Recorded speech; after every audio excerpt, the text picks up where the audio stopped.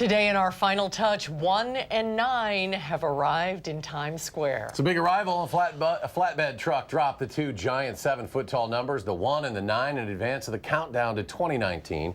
After an appropriate countdown, the numbers were lit up in front of eager crowds. They'll be on display until next Thursday, and then they'll be hoisted to the top of one Times Square, completing the 2019 sign that lights up at midnight for the ball drop December 30th. Where has 2018 gone? That's exactly what I was thinking. Wow, unbelievable. That will do it for us today on Live at 4. Thanks so much for watching, everybody. News 3 at 5 starts right now. Right now at 5, President Trump expected to sign a farm bill that the U.S. House easily passed this afternoon. We'll tell you how it might affect Wisconsin farmers. Why the city of Madison wants public input about new bus routes aiming to cut down ride times. And how firefighters are giving back to children at the American Family Children's Hospital this holiday season. This is News 3 at 5. Thanks for staying with us, everyone, tonight at 5. It's been a cool Wednesday, and there's a chance of some freezing drizzle tonight. Let's get a look at your first alert weather. Chief Meteorologist Gary Canalti on the weather patio. Your first alert forecast. Gary? Yeah, right now it's pretty quiet here. A little bit of snow on the ground from last night. Not seeing any freezing drizzle here. However, we're getting some reports of freezing drizzle, especially between Madison and Milwaukee. So let's start out by taking a look at a winter weather advisory that has been issued for areas east of Dane County through midnight tonight. That does include the Milwaukee metropolitan area as well as Dodge and Jefferson counties. Visible cloud track shows lots of clouds around the area. And there has been some fog. In fact, visibilities right now, you can see generally down to around 3 to 5 miles through southern Wisconsin. Doppler track really shows very little in the way of precipitation, but there is some light freezing drizzle that has been reported. So again, that coupled with the fog and those visibilities across our viewing area, some places down to around a mile, could lead to at least slippery road surfaces. Probably not the main streets. It's secondary roads and side streets that would be the main problem. Low temperatures this morning started out mild thanks to the cloud cover, the precipitation in the upper 20s. We've made it up into the mid-30s here in the Madison area, 35 the high, but temperatures have fallen back into the upper 20s to around 30. These temperatures will hold steady through the evening hours. They'll only drop off a little later on tonight. There's not much of a breeze, so that contributes to the fog, but at least keeps the wind chills a little bit more tolerable. By tomorrow morning, look for temperatures to be in the upper 20s. We'll see some areas of fog at least into the early morning hours. Expect cloudy skies tomorrow, a chance of a shower late in the day. That could be even mixed in with a little bit of snow. High temperatures in the upper 30s. Later on, we'll take a look at a first alert forecast that includes milder weather as we head into next week.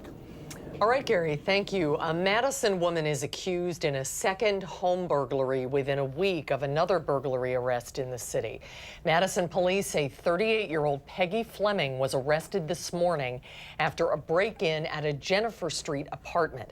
Police say a man woke up when he heard someone opening his unlocked apartment door. He got tied up and saw an intruder near his front door going through a bag. He told the woman to leave. Fleming was taken to jail after resisting arrest. Police said she was arrested on suspicion of going inside a home on Riva Road Saturday and stealing a resident's wallet. A Janesville mattress store employee is accused of stealing more than $10,000 worth of mattresses and other furniture. This to support a heroin habit and his mother. 23-year-old Owen Peterson accused of selling mattresses, sofas, love seats, dressers, and box springs from Janesville Comfort Shop on social media. The Janesville Gazette reporting Peterson faces a felony theft charge. He's due in court January 2nd. Wisconsin police are looking for a driver who nearly hit a child after ignoring a stopped school bus. This happened in the Northwoods on Highway 8 in Rhinelander last week. A student was nearly hit by a truck at her bus stop. The video shows the truck using the right-hand shoulder to get around the stopped school bus, with the child climbing up the steps just a moment after it passes through. The bus service manager called Oneida County Sheriff's Office Captain Tyler Young to show him this video. It was an oh my goodness moment. It took my breath away. I was shocked. To me, that's a 911 call. We almost lost a child's life. The bus driver could not get a license plate to identify the driver, and no one called police. Police say if the driver is identified, that person will face reckless endangerment charges. President Trump is expected to sign a farm bill that the U.S. House easily passed this afternoon.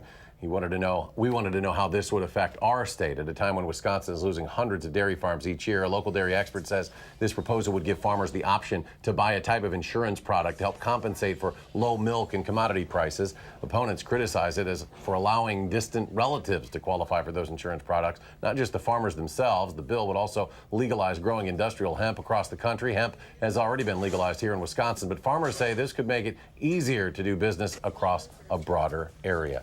A judge sentenced President Trump's former lawyer, his personal lawyer, to 3 years in prison today. Michael Cohen had pleaded guilty to tax evasion and making illegal hush money payments on Mr. Trump's behalf, plus a charge from Robert Mueller's office for lying to Congress. Cohen told the judge he felt it was his duty to cover up the president's dirty deeds and that blind loyalty led him to take a path of darkness instead of light. Reaction came quickly on Capitol Hill about what it means for President Trump and the Russia investigation. Anytime a former lawyer of yours goes to jail is probably not a good day, but I've yet to see any evidence coming from Mr. Cohen of collusion. It does not speak directly to collusion, that's correct, but it should give all of us pause about what may be next.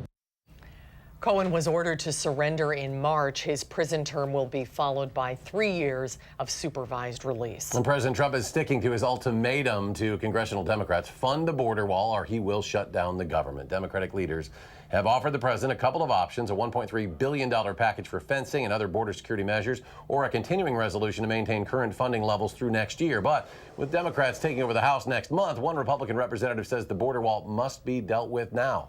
It remains the great remaining task of the 115th Congress. House Republicans alone could pass a bill this year with the $5 billion wall funding, but the Senate, which requires 60 votes, needs a measure that can win bipartisan support. Governor-elect Tony Evers is continuing his statewide Building the People's Budget tour. Today, he made a stop in Wausau, where people were able to share their budget priorities with Evers and Lieutenant Governor-elect Mandela Barnes.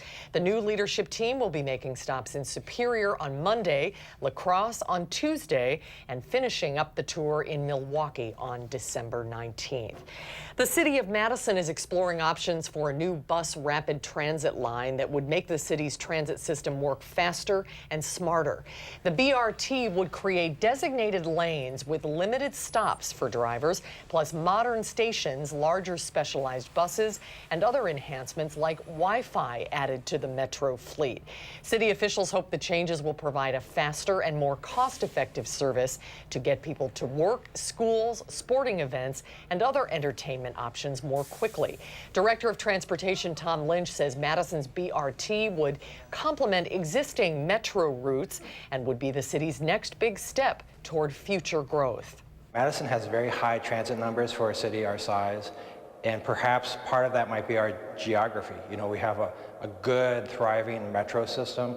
I think 51 million trips a year, and so because we are so good with transit, you know, BRT makes sense.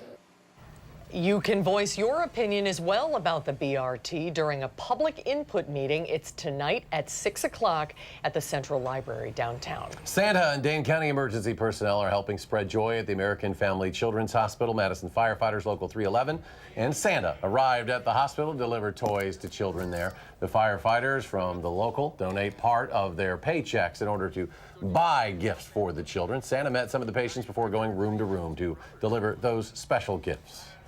Truly, it's a real humbling thing to see how many sick kids are stuck in the hospital over Christmas, and so being able to even to visit the seriously ill ones room to room is a really great gift for us to be able to do that for them. And in fact, the firefighters have been coming to the Children's Hospital and delivering gifts for the past 58 years. Way to go, Local 311. The Southwest commuter path will be closing for tree removal. The Madison City Forestry Department says it will close the path from 9 to 3 between Odana Road and Midvale Boulevard tomorrow. And on Friday, the path will be closed between Midvale and the Beltline. The crew is cleaning up brush and removing trees before more snow begins to fall. Wisconsin Badger sophomore running back Jonathan Taylor, a unanimous selection as a first-team All-American for the American Football Coaches Association. Taylor, first Badger sophomore to accomplish the feat, just the 10th UW player in in history to be named a unanimous AFCA All-American. And Taylor joins 9 other Badgers, including Melvin Gordon, Gabe Karimi, and Ron Dane, among some others. Offensive guard Bo Benshaw joined Taylor on the AFCA first team, while guard Michael Dieter was named to the second team. More to come on News 3 at 5. Up next, the manhunt continues in France after a suspected gunman in a Christmas market shooting is still on the run. And British Prime Minister Theresa May is fighting to keep her job. We'll tell you the results of Parliament's vote of no confidence when we come back. On Wall Street, the Dow up 157 points. The Nasdaq added 66. The S&P jumping 14. Stay with us.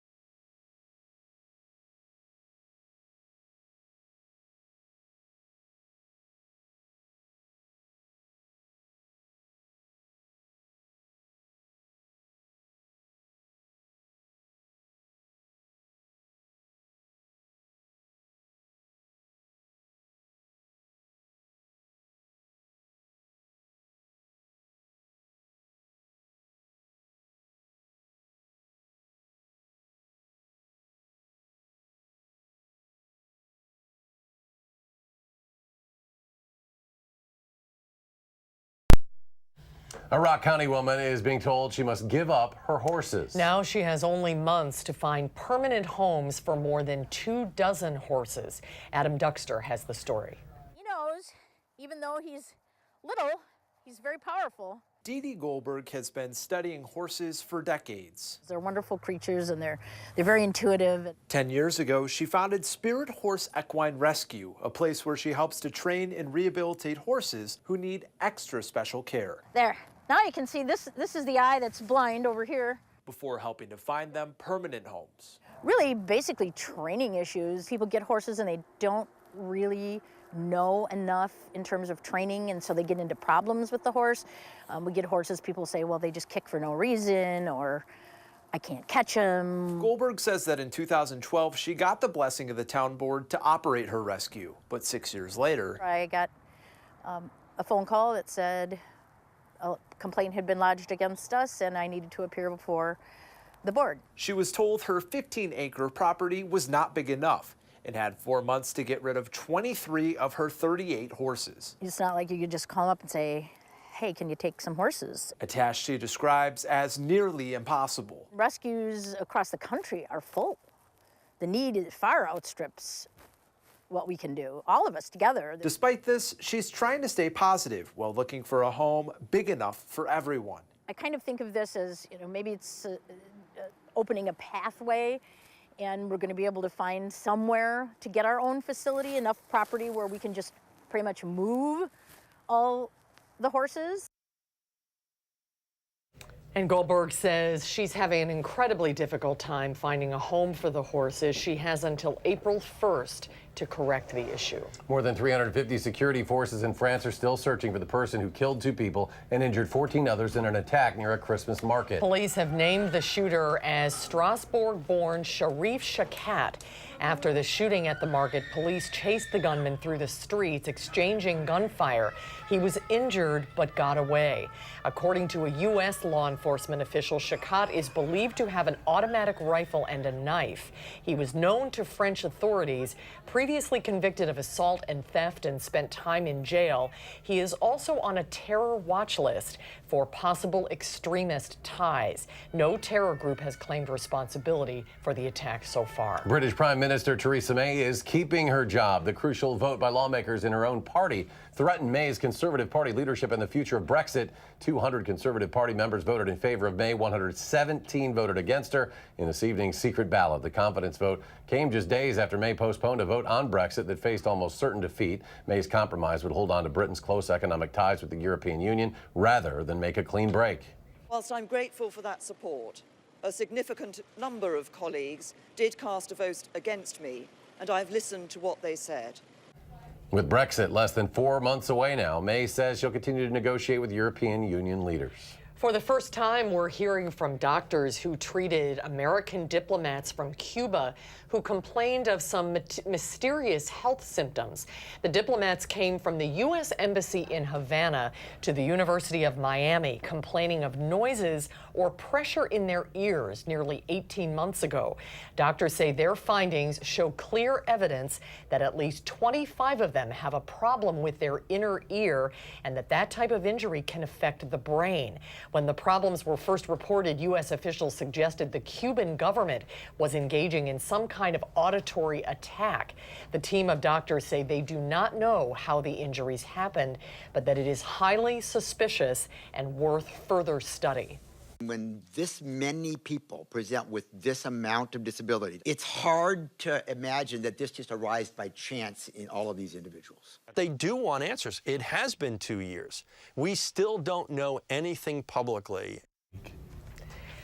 The Cuban government has denied any wrongdoing. Some of the diplomats are still unable to work, and others are undergoing rehabilitation. Nominations for the 25th Annual Screen Actors Guild Awards were announced this morning. The nominees for Outstanding Performance by a Male Actor in the Leading Role in a Motion Picture are Christian Bale from Vice, Bradley Cooper from A Star is Born, and Rami Malek from Bohemian Rhapsody, among others. Nominations for Outstanding Female Actor in a Leading Role in a Motion Picture: Emily Blunt from Mary Poppins Returns, Glenn Close from The Wife, Olivia Colman from The Favorite, and Lady Gaga from A Star is Born. Melissa Carthy as well from Can You Ever Forgive Me? The nominees for an outstanding performance by a cast in a motion picture are A Star is Born, Black Panther, Black Klansman, Bohemian Rhapsody, and Crazy Rich Asians. Winners will be announced Sunday, January 27th. Out to the weather patio now, where things could get a little slippery tonight. Gary is watching the weather. Gary? Yeah, they have actually gotten a little slippery the farther east you go, especially between Madison and Milwaukee, getting some reports of freezing drizzle. Right now in the backyard, very quiet here, not seeing any drizzle or flakes of snow. We had a little bit of snow earlier, probably about a ½ inch here on the patio, pretty much what we expected from last night. But let's start out by taking a look at winter weather advisories in effect for southeastern Wisconsin. That in our viewing area, that includes Dodge and Jefferson counties, as well as areas eastward into the Milwaukee area. Now, as we take a look at visibilities, right now here in Madison, we're reporting of 3-mile visibility, Milwaukee at 5 miles, La Crosse at 4, so we're getting some light fog. In the northern parts of our viewing area, up into Dodge and Columbia County, seeing some visibilities down to less than 2 miles. And so that coupled with temperatures that are below freezing could lead to some freezing drizzle. On Doppler track, you can see that if there is freezing drizzle, it's not being detected very well by radar, and that would normally be the case. But that's all the more reason to just keep a close eye out if you're traveling, especially eastward toward Milwaukee, mainly on the secondary roads and side streets.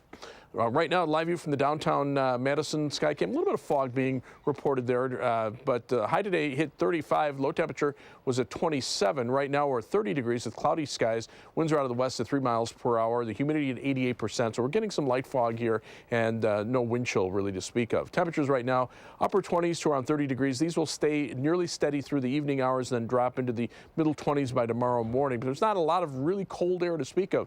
Even though our upper level winds are dropping in from the northwest, it's just around a little storm system that's kind of spun up over Lake Michigan and is heading off to the east. And notice across the Dakotas, those upper level winds become west and west southwesterly. So that brings in mild Pacific air and keeps the cold air in Canada shut off from dropping down into our part of the country.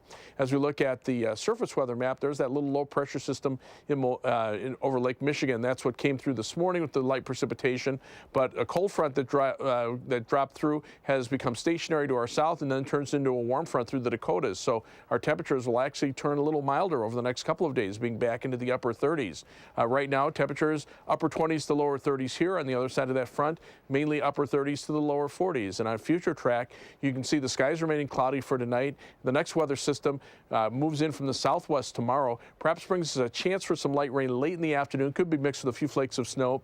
That could change to some light snow or very light freezing rain tomorrow night before ending early on Friday. And then the sun starts to come back on Friday. And as that next weather system heads to the south and east, look for sunny skies for the weekend with temperatures up around 40 degrees for Saturday. Our forecast for tonight includes that winter weather advisory for areas east of Dane County through midnight. Again, that's for Dodge and Jefferson counties. 26 for the overnight low temperature. We'll see cloudy skies, some areas of fog, and perhaps some freezing drizzle. For tomorrow, a high of 38 with cloudy skies, so a little milder than today. Some light rain possible late in the afternoon. Could be mixed with a few flakes of snow. On future track, you can see the skies remaining cloudy overnight. Again, some fog, some freezing drizzle possible, lows in the mid-20s. Then for tomorrow, cloudy skies for much of the day, highs in the upper 30s. That light rain possibly mixed with a little snow and then freezing rain tomorrow night. But that will down early on Friday, and then Friday will start to turn partly sunny with high temperatures in the upper 30s. As far as the 7 to 10 day forecast, you can see those temperatures above normal. Average high temperature should be around 30 degrees, and we'll look for high temperatures up around 40 on Saturday, upper 30s on Sunday, mid 30s early next week, and then back to around 40 by Wednesday. The next chance for accumulating snow will probably hold off until Saturday of next weekend. That's still pretty iffy at this point. As we take a look at first alert traffic, having some slowdowns on the Beltline. This is the view at Seminole Highway, starting to pick up there, but you can clearly see the fog reducing visibility a bit on the Beltline. Right now we're seeing delays in the eastbound direction starting around John Nolan Drive, heading back to near Fish Hatchery Road. Westbound, looks like delays from Fish Hatchery Road to near Park Street. Right now, about a 21-minute commute in the eastbound direction, 22 minutes in the westbound direction between University Avenue and the interstate. Heading out of Madison, just shy of a half hour from the Beltline to Janesville on I-3990. 24 minutes to Sauk City on US 12, some delays north of Middleton, and only 17 minutes to Sun Prairie on East Washington Avenue and US 151. That's your first alert traffic. All right, Gary, thank you. You're welcome. A new report is showing a scary number of drug overdoses in the U.S. We'll tell you what's killing more and more people after a short break.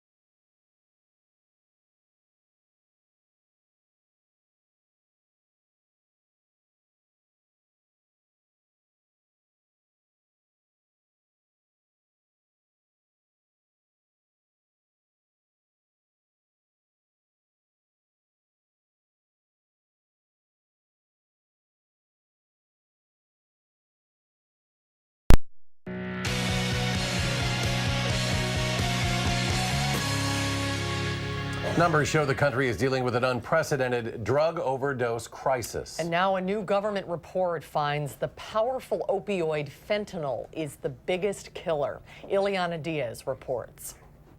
Rich Strickling lost his 22-year-old son Alex earlier this year to an opioid overdose. He was full of joy. He didn't have a mean bone in his body. Alex's death was ruled accidental. The cause? The powerful synthetic opioid fentanyl. Nowadays, when kids start experimenting the way that all kids do, the consequences of that experimentation are deadly. New CDC research shows fentanyl is now the most common drug involved in drug overdose deaths in the United States. Dr. Courtney McKnight with NYU College of Global Health says fentanyl is 50 to 100 times more potent than morphine. People don't know it's being cut into the drugs, and so they're using maybe the same amount of heroin that they're used to using, but it contains a more potent opioid, and that's in many cases leading to overdose deaths. The study looked at death certificates of people who overdosed from 2011 to 2016 and found a 54% increase in drug overdose deaths.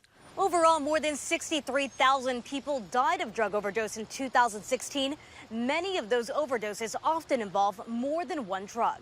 We need to know that overdose deaths include drugs other than opioids, right? So we need to be thinking more broadly about this as a drug overdose crisis as opposed to just an opioid crisis. After fentanyl, heroin, cocaine, and methamphetamine accounted for the highest numbers of overdose deaths by the end of the study.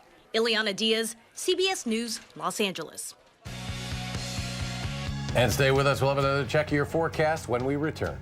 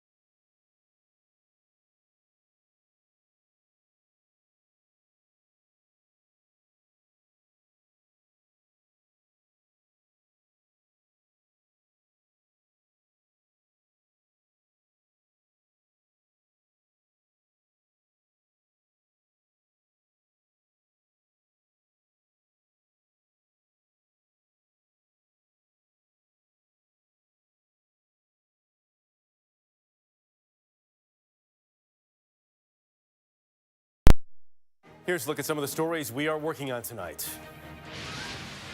More on Michael Cohen's sentencing and a new cooperation deal announced by prosecutors. Our Eye on America series, why more and more Americans may never be able to retire. And the coach who swimmers say has his own superpower. And it's tonight on the CBS Evening News. And a winter weather advisory for some of us. Yeah, areas east of Madison over toward the Milwaukee area, that includes Dodge and Jefferson counties as well as Walworth County. That advisory in effect until midnight, mainly for freezing drizzle. Right now, temperatures are at or slightly below freezing, but we're seeing some areas of fog. In fact, Juneau reporting visibility is now down to a half mile in Dodge County. Tomorrow, some rain late in the day, perhaps mixing with snow tomorrow night, but then quiet weather through the weekend and much of next week. All right, we're back in 30 minutes for News 3 at 6. The CBS Evening News is next.